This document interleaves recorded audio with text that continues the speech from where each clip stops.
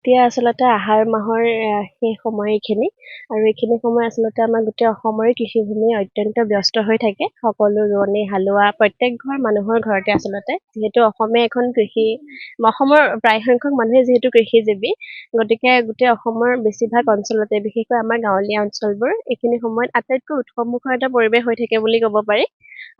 এইখিনি সময় ধান খেতি আৰম্ভণিৰ সময়, গতিকে ৰাতিপুৱা শোৱাৰ পৰা উঠাৰ পৰা হালোৱা ৰোৱনী সকলোৰে যি অভূতপূৰ্ব ব্যস্ততা সেয়া আগতেও আছিলে, এতিয়াও আছে আৰু অনাগত দিনতো এনেকেই থাকিব আৰু এনেকেই সকলো ব্যস্ত হৈ আছে। বৰ্তমান আপোনালোকে দেখিবলৈ পাইছে চবফালে ৰোৱনীয়ে এতিয়া ৰুই আছে, অলপ আগত হালো বাই আছে। এনেকেই খেতিৰ আৰম্ভণি হয় আৰু এইখিনি সময় আৰু হয় তথ্য প্ৰযুক্তিৰ উন্নতি হৈছে। উন্নত প্ৰযুক্তি অহাৰ লগে লগে এতিয়া গৰুৰ নাইকিয়া হৈছে আচলতে, আৰু আজিকালি হাল বাবলৈ পাৱাৰ টিলাৰে হওক বা ট্ৰেক্টৰে বেছিকে ব্যৱহাৰ কৰা যায়। আধুনিকতাৰ পৰশ বুলি ক'লেও আচলতে সেয়া আমাৰ কাৰণে সুবিধাও হৈছে, অসুবিধাও নোহোৱা বুলি নকওঁ, তথাপিও লাভালাভ হয়তো বেছি হৈছে, যাৰ কাৰণে সময়ৰ প্ৰয়োজন সময় কমি আহিছে আৰু লাভ বেছি হোৱা দেখিবলৈ পোৱা গৈছে। সেয়া লাভৰ পক্ষে বুলিয়েই ক'ম। গৰমটো থাকিবই, অৱশ্যে আগতকে প্ৰতি বছৰে গৰমটো বাঢ়িছে, তথাপিও এই কষ্ট নকৰিলেতো সময়ত সোণগুটিখিনি চপাবলৈ সেইখিনি আনন্দ নাপাব ন, গতিকে সেইখিনি কৰিবই লাগিব। তো কৰ্মৰ ওচৰত আৰু গৰমৰ তেনেকুৱা।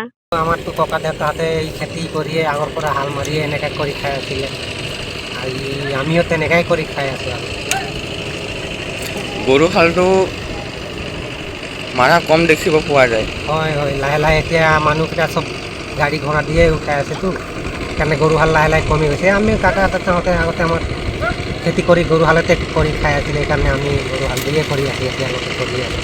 যোনে কৰি আছে ট্ৰেক্টৰ দি কৰি আছে। আপোনালোকে কিমান বিঘা খেতি কৰে? আমি বেছি কৰা নাই, এবাৰ 6 বিঘামান কৰিছোঁ গৰু হাল। লগতে আপোনাৰ পুত্ৰকো দেখা গৈছে হাল মাৰি থকা।